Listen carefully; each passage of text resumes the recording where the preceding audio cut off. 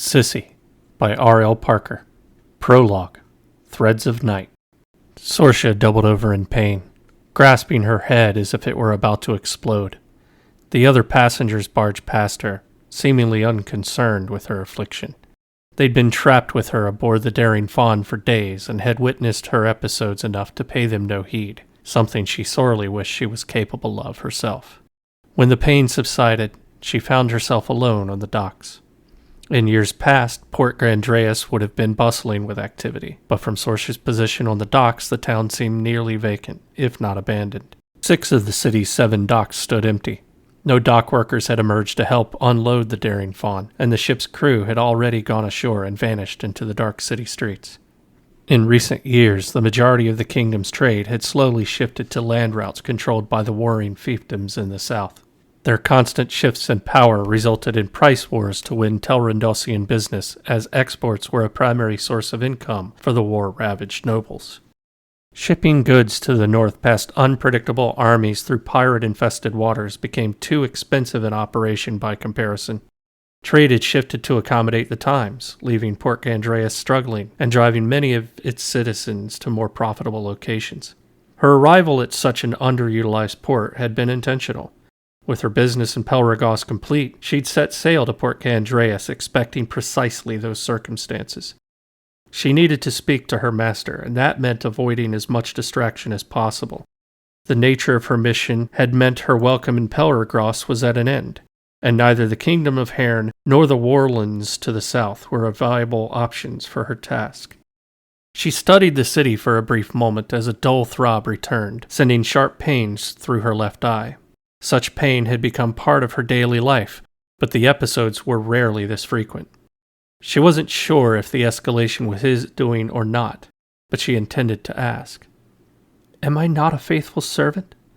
Do I need such reminders of my responsibilities? Her challenge for the evening would be finding a place where she could commune uninterrupted. What she was, and what she intended to do, wasn't particularly savory to the public.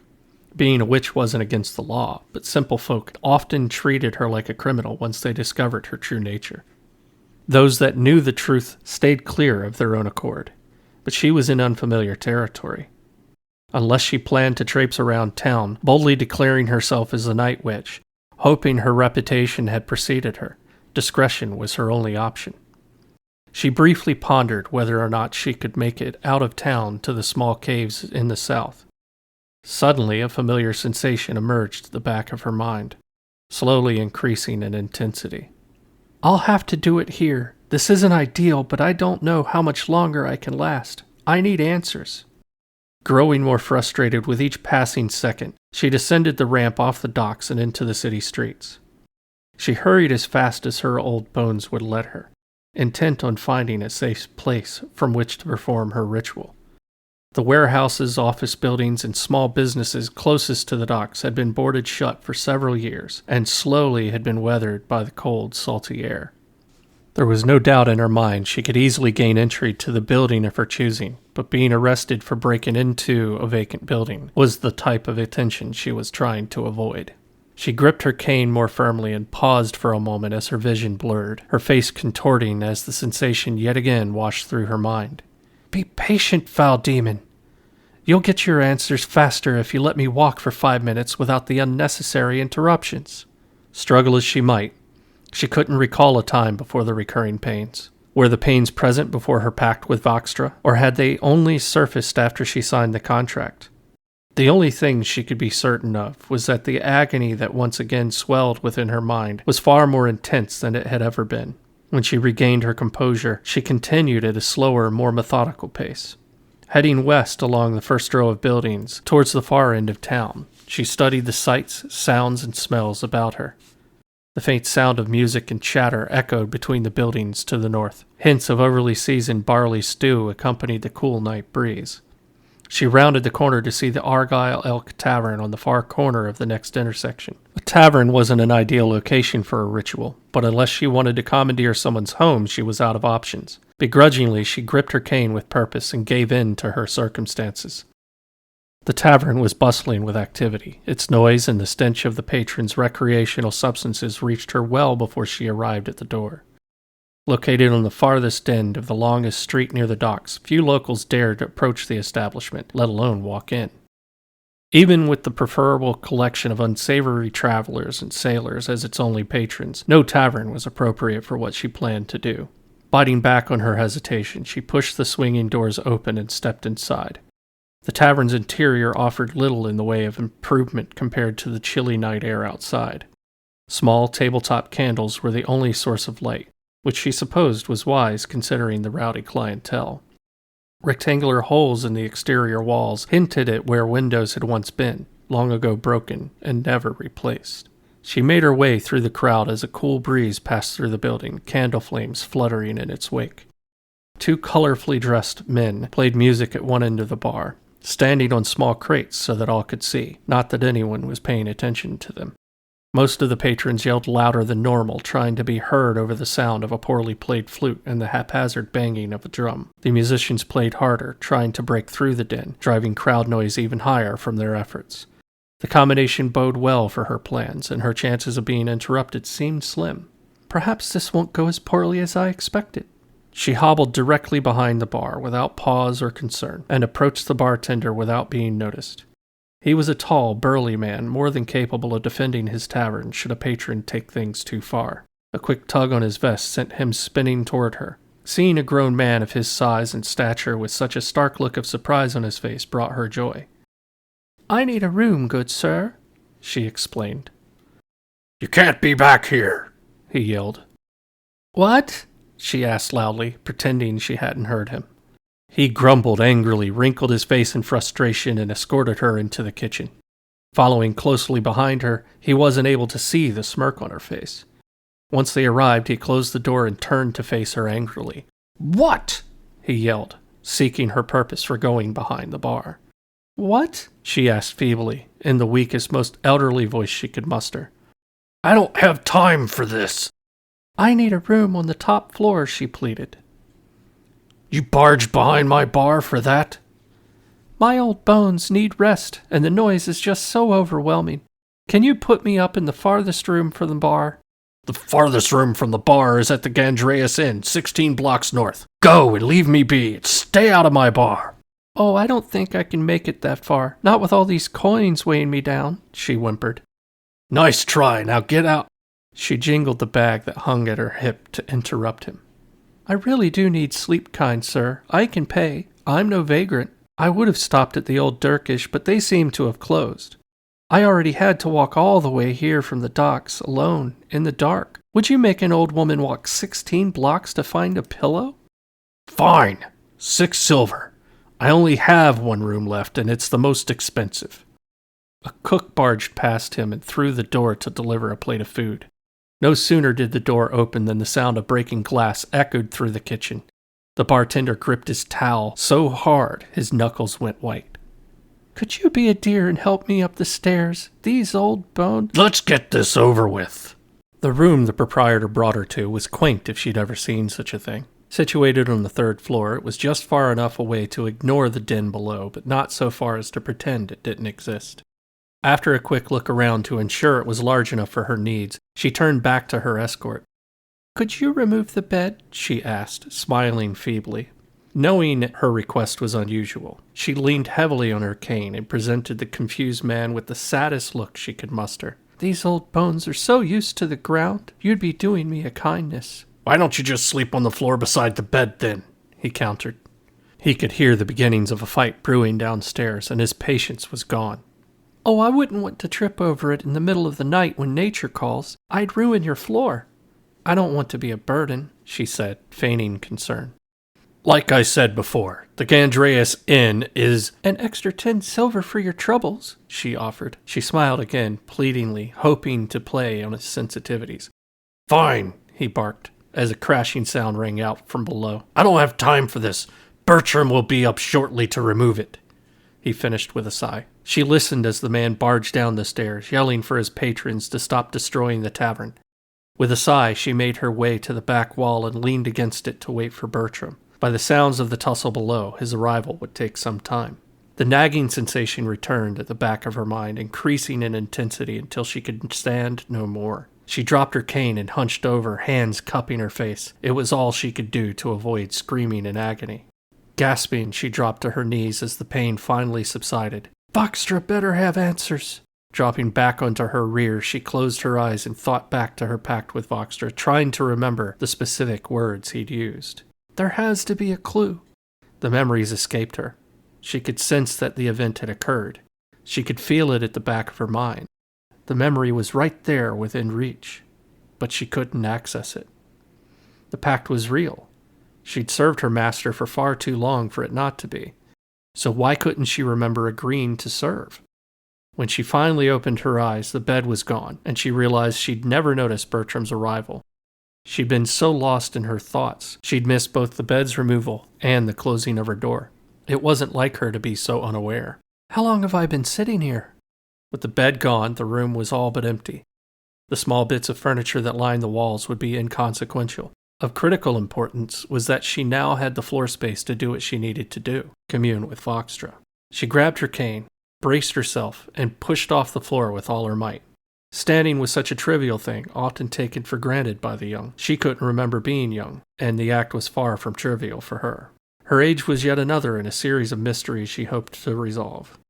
Sighing at herself for the distraction, she brought her mind back to the task at hand. She moved to the center of the room and carefully lowered herself to the floor again, using the cane for leverage. Once seated, she leaned to the side and placed the cane at the end of her reach. One by one, she removed 6 pieces of quartz crystal from a pouch hidden beneath her robe and placed them in her lap. She then retrieved a small piece of charcoal and carefully drew sigils on the surrounding floor, encircling herself. Leaning forward, she drew a similar ring in front of her, then connected them with 2 lines of runes. Her drawings complete, she placed a piece of quartz behind her, and one at each of her sides.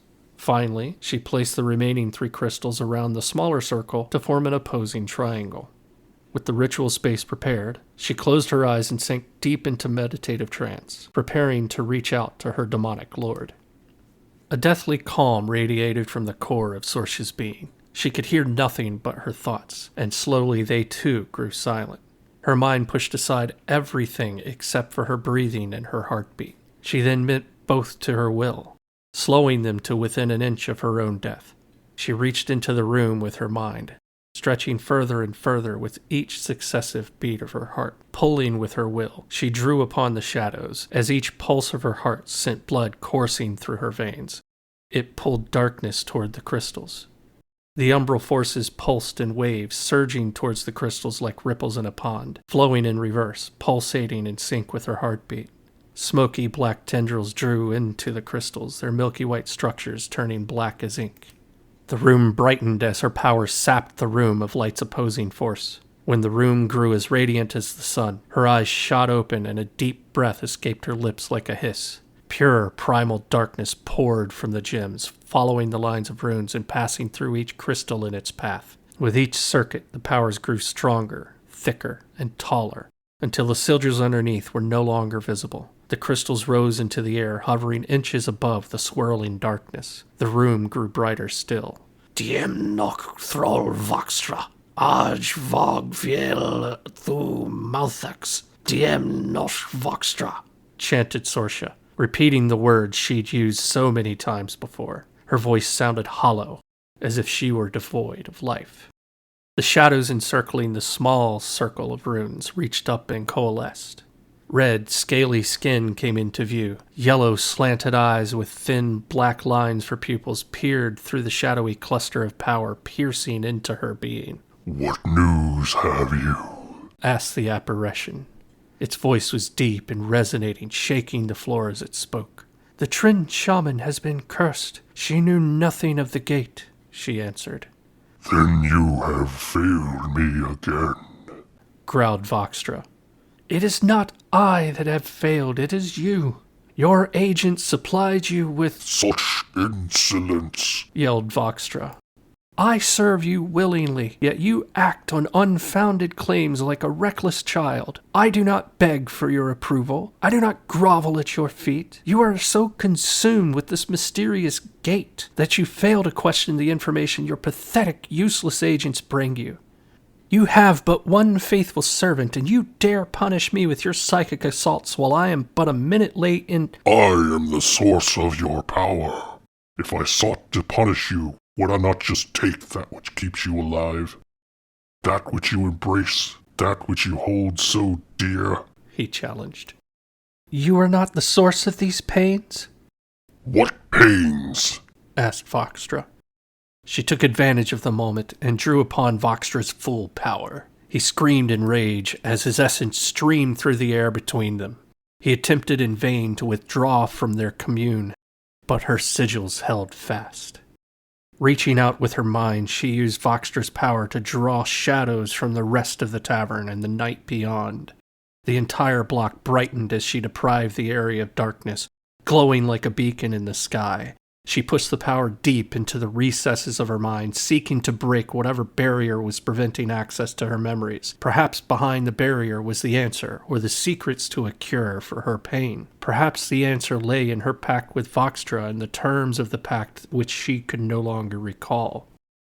As the barrier cracked, the world returned to normal. Shadows crashed back into place with a sound like thunder. The impact of the sudden return to darkness threw witnesses off their feet, out of beds and out of chairs for hundreds of yards. Siscci gasped in pain as the barrier fell and the memories of thousands of years confronted her all at once. She lay dying on the ground as battle raged all around her, staring up at a sea of weeping eyes. Her tribe's men screamed and moaned all around her. Their lives were lost, and she could do nothing to save them. She could feel the essence of her being draining from her. At least she would serve a purpose in death. She would contribute to the circle of life. That was enough. Energy surged through her, rising from the ground. She didn't understand what was happening. Confusion, pain, so much pain she couldn't breathe. Was she breathing? Had she stopped? This didn't make any... She forced herself from the vision in her mind, gasping. How long ago was... Another vision flooded her mind, breaking her train of thought. A great army dotted the horizon, standing in formation, ready to attack. Thousands of years had passed since she was reborn. Thousands of years preventing wars, thwarting conflict, and protecting the innocent peoples of the lands. Would it all end now? Were her efforts in vain? Had her involvement in human affairs caused an escalation? She had to act. Squabbles between city-states were one thing, but this sight before her meant war. Pure, unadulterated war. How had she missed it? And who was this? Two beings in the middle of their line. Two beings like she... The vision faded abruptly. She tried desperately to grasp its meaning, but the next vision came too quickly. Somehow she'd known of the elves. In 6,000 years she'd never seen one, but somehow she'd always known. Here they were, standing before her, pleading for aid. Somehow she knew they shared blood. She wanted answers. More pressing issues prevailed. The elves were in danger. Nay, their planet Alara was in danger, as was her... Gasping, she fell backward. Elves? But I already know about elves. And what's Alara? What did I mean by danger? What danger... The sudden arrival of another vision made it feel as if her chest was about to burst open. For years she'd worked with the other two Elder Ones to save humanity from itself. Now, in the precipice of worldwide destruction, one of them had broken their accord. Jealousy, rage, greed. He radiated the very things they fought to overcome, the very things they tried to teach mankind to abandon. Who were they if not a beacon of hope? Surely they were not gods.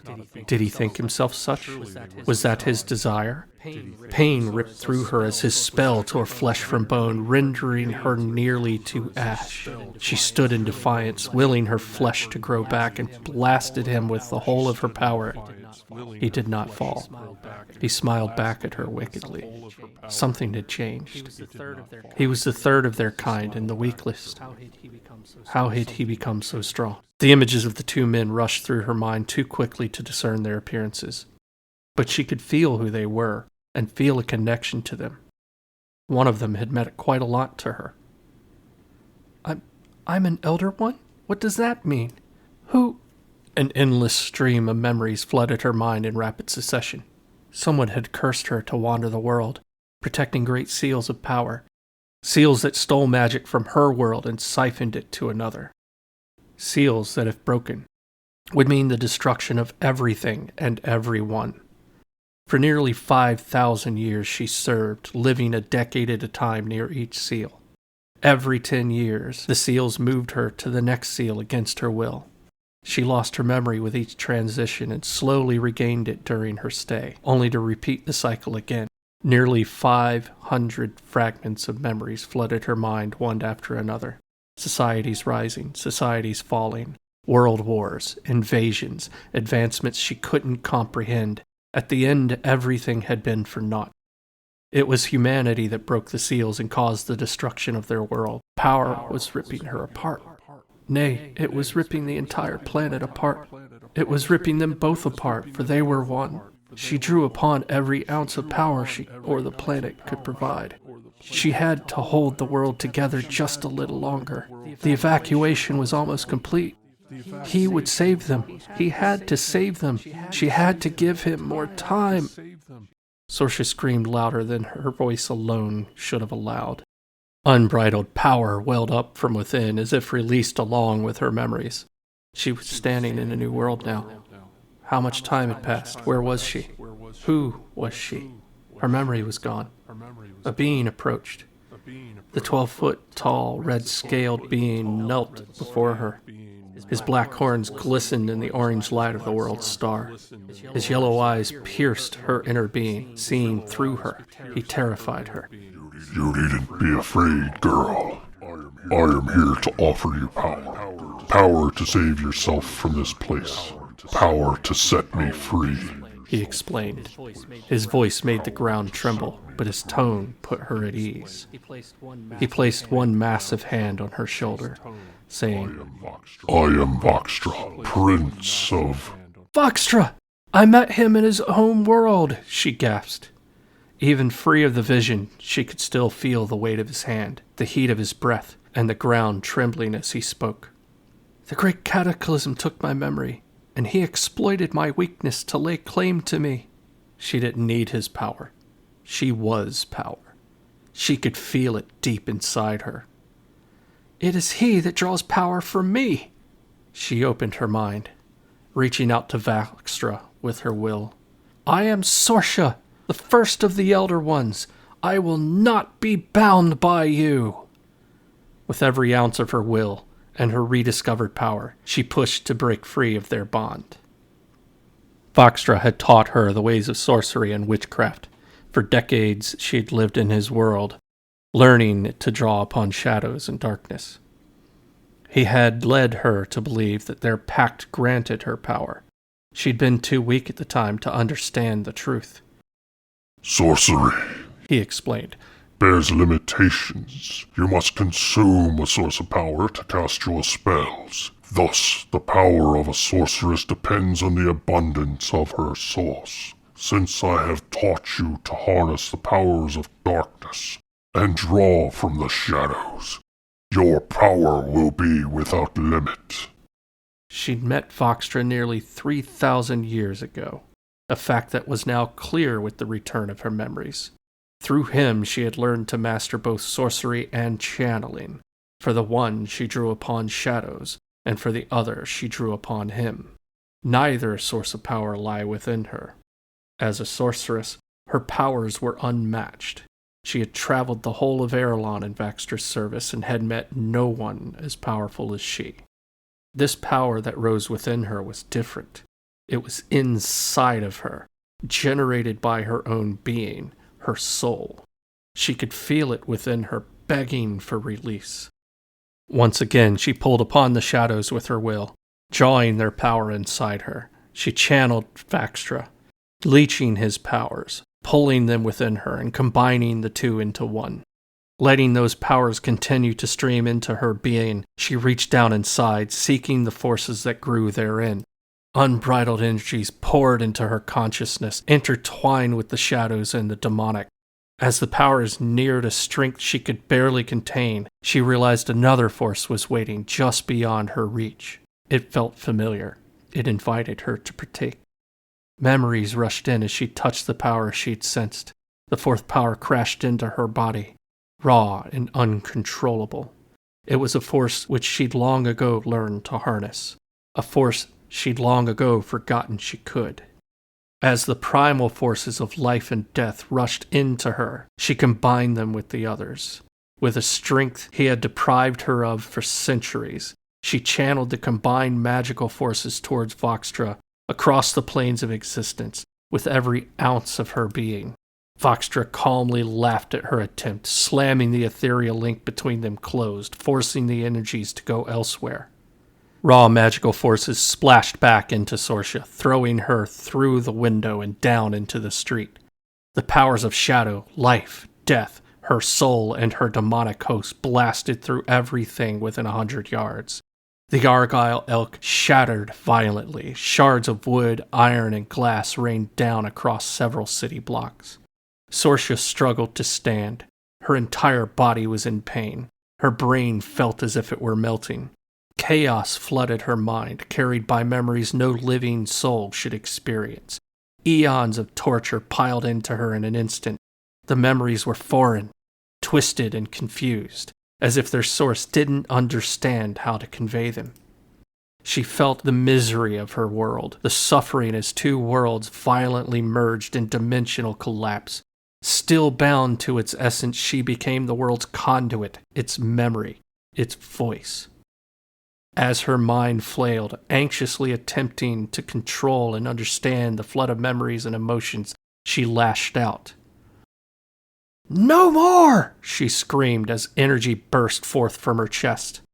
She had absorbed most of the energy deflected by Voxtra, and in her weakened state of mind, she could no longer contain it. Shadows seeped out of her flesh, enveloping her arms. Long tendrils of darkness grew from her fists as she screamed in pain. She no longer knew if the pain was her own or the memories of a world's demise which plagued her. She reached for her face as magical tears seared a path down her cheeks. Several citizens had rushed to the scene, trying to determine the source of the disturbance.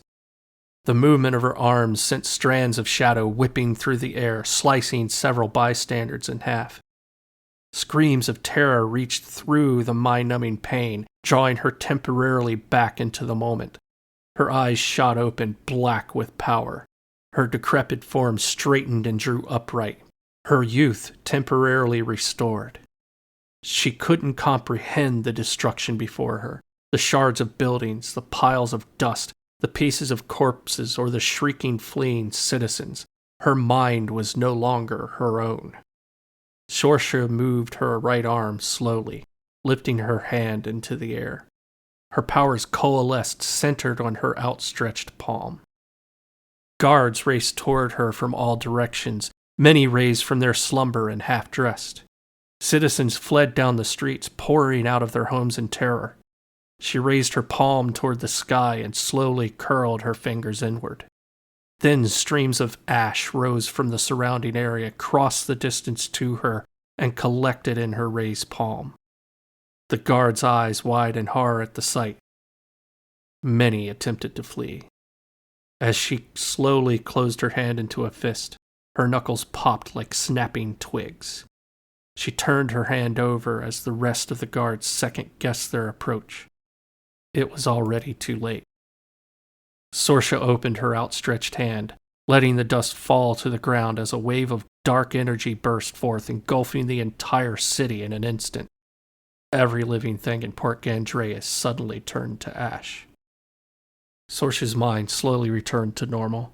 The flood of memories slowed to a trickle and then stopped. She wasn't sure how long she'd stood there, lost in a haze of confused rage. The only thing she was certain of was her true identity and her newfound purpose. Small piles of ash encircled her. More piles lay down every street as far as she could see. The air smelled of death and decay. The area was still brighter than it should have been. The shadows had not yet reclaimed it. Her body returned to its normal, decrepit state as she wept. She wept not for the loss of life, but for the futility of everything she'd ever done to save humanity. She wept for the time she'd wasted and the time she'd lost. She looked around for her cane, but could not find it.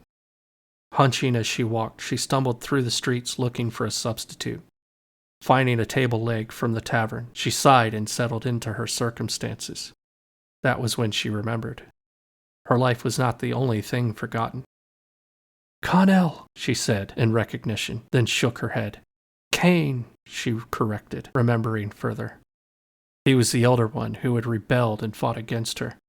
It was he that inspired the events that led to the breaking of the seals.